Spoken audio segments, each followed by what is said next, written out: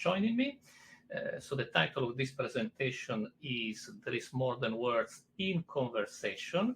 It is something that has already been implicitly discussed during this event in multiple presentations, but we are going to maybe dedicate a bit more of attention here.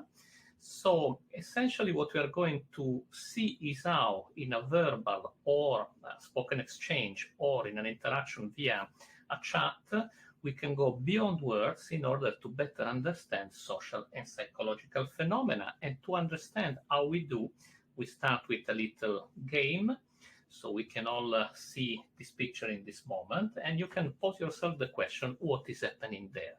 What are they doing? Are they gently discussing? Are they exchanging ideas? And so on. You can take one moment to do that. And then another question is, what is the relationship between these two persons? Are they friends? Are they colleagues? Right? So you can take one moment to think about that. And in general, when we can do that interactively in presence, let's say the first question, roughly 60% of the people say that they are arguing, they are discussing quite heavily.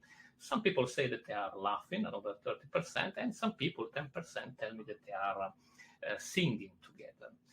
And for what concerns the other question, the type of relationship, there is more consensus. 90% of the people tell me that they are a romantic couple, they are romantic partners, right? And even though different ideas, they tend in any case to say very close friends or member of the same family. Now, what is the interesting point of this? Technically, there is no right or wrong answer here, because all we have at disposition are a couple of silhouettes. We do not know who these people are. We do not know what they say. We can't see their faces. We cannot hear their voices. So how comes that we manage to be so confident about such a high-level interpretation of what happens there, such a high-level psychological and social information? Well, the point is that with our attention, we tend to focus pretty much on what people say, but there is a lot of nonverbal communication going on. And what you can see here are examples of what we call nonverbal behavioral cues. And we, as humans, are very much sensitive to these nonverbal cues. We sense them and we unconsciously interpret them in terms of social signals. So in terms of the relational attitude that people display to one another. Now, let's go a little bit deeper into this because it is central to this presentation.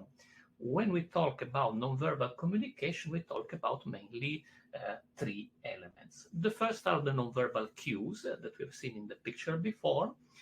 Then the second elements are the codes. So there are so many nonverbal behavioral cues that psychologists have grouped them into 5 major classes. The physical appearance, the way you look like, face and the behavior, so facial expression, but also movement like this, nodding, shaking, etc. Vocal behavior, which is everything in speech except words, so it's how you say, think, and what you say. Gestures and postures, and here by gesture I don't mean something like this, for example, that is much related to language, but not this type of spontaneous movements of hands when we speak. And space and environment. So space has a social meaning. We have seen before one of the reasons why everybody says that this is a romantic partner in the picture is because they are very close. And when you go to an organization, typically the more someone is important, the bigger the office. So space and environment have a social meaning. And then third important element are the functions, right? Nonverbal communication is a natural phenomenon. So it is there for a reason. And here you have some of the most important functions, at least according to psychologists. So forming impression. So most of you never saw me before. In this moment, I'm speaking in such a way that I'm trying to convey an impression of competence, of knowing what I'm talking about. Expression of emotion, right? No need of an explanation. When you are happy, you smile. If someone sees you smile, he will think that you are happy. Relational messages is exactly what we have seen in the picture before. It's the type of attitude we have. Friendly, hostile, aggressive, etc. Deception management. So nature seems to consider important that we know how to lie and how to detect others lying. And finally, power and persuasion, right? So we need to know where we are on the social verticality dimension, and we have to adjust our behavior accordingly when you are with people that are below us and with people that are above us. Now, this is a very general and generic explanation about nonverbal communication. A psychologist can certainly do it much better than me. I am a technology person, and the point is exactly what has this to do with technology, and in particular with this event. Well, it has to do under two main respects. The first is what happens if we replace the person on the left with a machine, right? So the question here is, can we automatically generate, synthesize nonverbal behavioral cues that fulfill exactly the same function as the natural nonverbal behavioral cues? So is it possible for that robot or for a machine in general to look happy, sad, to have a certain type of attitude, etc.? And the second, the one we are going to focus on in this talk, is what happens if I replace the person on the right with a machine. So the technological questions here are, can I automatically detect nonverbal behavioral cues, and can I automatically interpret nonverbal behavioral cues in terms of the functions that are on the slide? So is that computer in condition to understand, for example, whether that person is happy or sad, whether it has a certain type of personality, what is its attitude, etc. Okay, and that is exactly what we are going to see. We are going to see in particular a few examples of the type of information that we can get out of this. And I'm going to give a little bit of a general idea of this, how can be done. Okay, so for example, an interesting question that we can address by simply analyzing what people say and how they say is whether they are depressed or not. You see a very simple scheme there. We have essentially two streams at this position. One is the speech signal, and that is where we really get information that goes beyond words. It's not what people say, but it is how they say it, right? We have the automatic transcription, which is what is the message that people are sending. They all enter into technologies which essentially do signal processing. So they extract from the data some numbers are representative of the shape of the signal. They do some machine learning, meaning that they try to map that information into an information of interest. And then essentially by combining the two, we can see whether someone is depressed or not.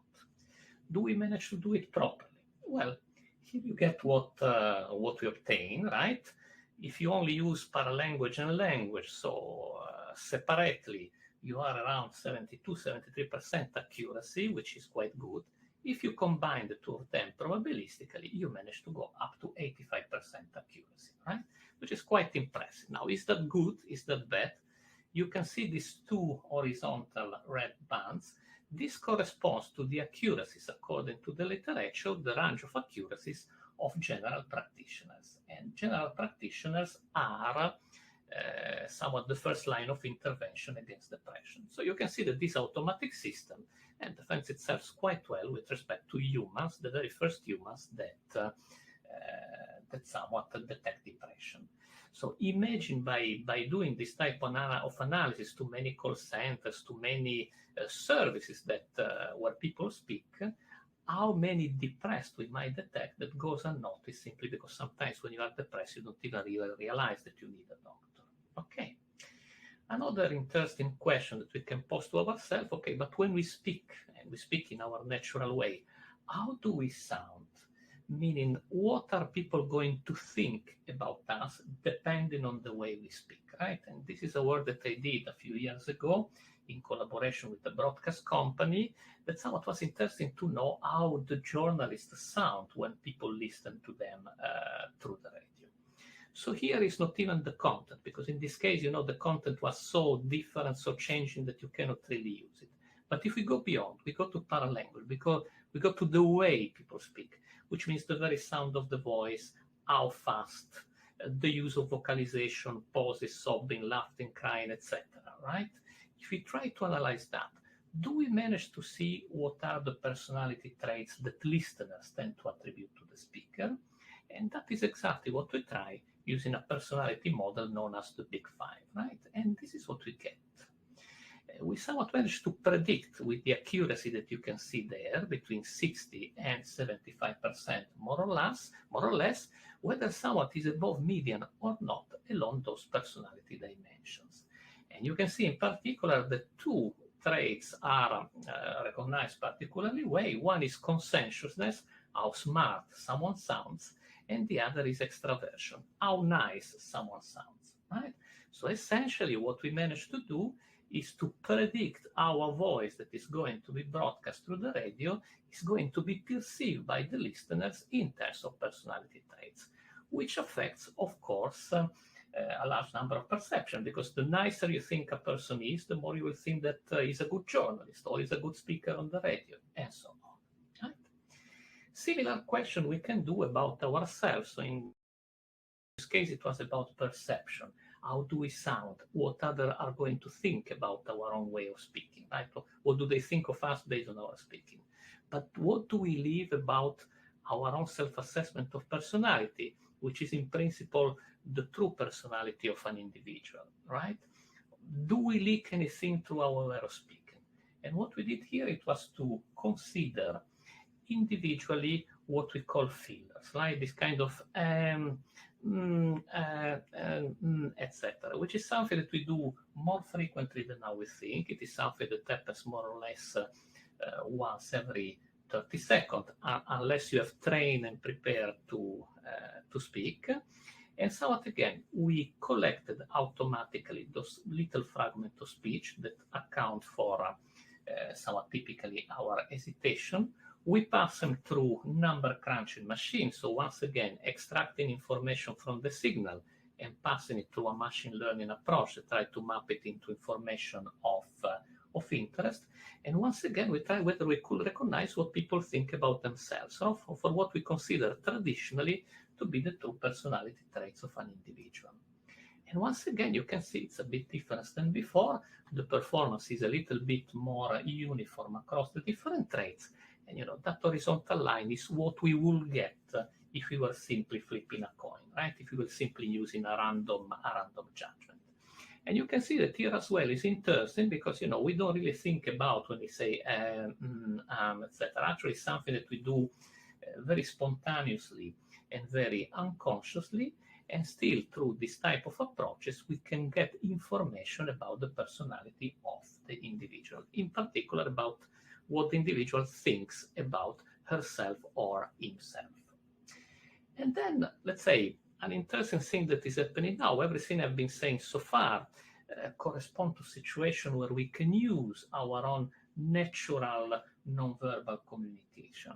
But something that is very interesting that is happening in this moment is that more and more interactions takes place via technology.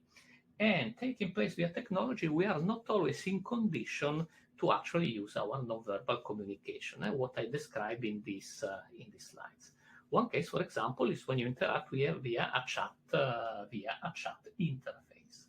So the point here is, what does it happen when we interact through channels that do not allow us to use our natural nonverbal communication? Are we still in condition actually to convey information about ourselves via nonverbal communication? And that is what we try to do here by analyzing the way people type, so not what they type, not what they write, but the way they type, how fast, with how many deletions, with how much punctuation, with how much time they take to write a certain word, etc. Right? We try to see whether we can understand the personality traits of an individual, so what the individual thinks about himself or herself, by analyzing the way of typing. Right? Same thing we did before with speech, we do it this time with the way of typing. And once again, these are the results that we get. The red line, as usual, corresponds to what we get by chance.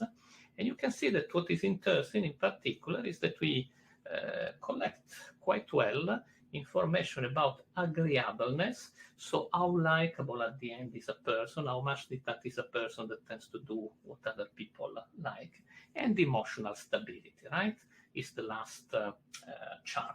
So how much a person tends to experience the positive side of life. So these were a few examples, and what I hope you can bring home as take-home messages is, first of all, that I convince you that social and psychological phenomena leave traces in terms of nonverbal behavioral cues. This is not an observation that comes from me. This is an observation that comes from psychology, right? But essentially, all the nonverbal communication is the trace that these phenomena leave. And this is interesting from our point of view of artificial intelligence, because detecting those nonverbal behavioral cues allow us to infer automatically social and psychological phenomena. Between humans, we do it in a very spontaneous way. That is how we understand how people around us feel. So we are basically trying to reproduce it in machine. And I gave a very few examples because the time is what it is, but you can basically extend this type of approaches to a wide spectrum of phenomena and modalities, right? And about this, I invite you to have a look at this particular website. It is the UKRI Center for Doctoral Training in Social Intelligence Artificial Agents. It really revolves around this type of technologies. We are around 40 plus academics, all at the University of Glasgow. We are interdisciplinary, roughly half psychologists, half computer scientists, because we use psychology to do better computer science, and vice versa, artificial intelligence to do better psychology. We are training a total of 50 PhD students, which means, let's say, 200 years of work of 50 very bright students. So if you're looking for talent, that is a good place to do. And very important, 20 industrial partners that help us to shape our research according to the challenges in, let's say, industrial sectors that can be interested to this type of technologies. And you can see there the 4 areas that we analyze mainly, right? Principles and laws that govern interaction, analysis and synthesis of human behavior, and very important, what happens in the brain, because that is the source of everything. Behavior technology, like, for example, personal assistants that are an interface to wider infrastructure, and very important, ethics and social impact, because this technology will change our life. They are already changing our life, so very important to understand what the effects are. Thank you very much for your attention, and I'm open to your questions. Thank you very much. I don't know if there is any questions. I guess you can put it in the interface through the chat or through the question answering functionality.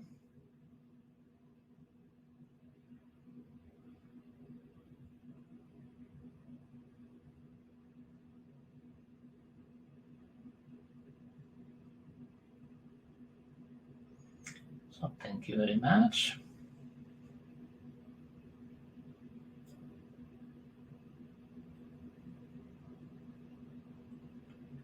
I think we have another minute or so, as far as I can see from the interface. And in case anybody's interested, feel free to contact me. I am at the University of Glasgow. And in particular, if you are interested also to partner with us. I see there is a question, how the typing can recognize a personality, if this also depends on keyboard. Yes, absolutely. Clearly, we did it on the normal keyboard, let's say on a laptop keyboard, but of course it will be probably different in case of a mobile keyboard. But we still know that the type of keyboard is the most frequent. Right? And as far as I understand, this is probably one of the very last presentations. It's not the last, so I hope you are all going to enjoy very much your stay in Edinburgh, if you are in person, or wherever you are, right? And I'm receiving a signal that we have to close the broadcast. So once again, thank you very much for your attention, and do not hesitate to contact me if I can be of any help. So thank you very much. Thank you very much. Goodbye.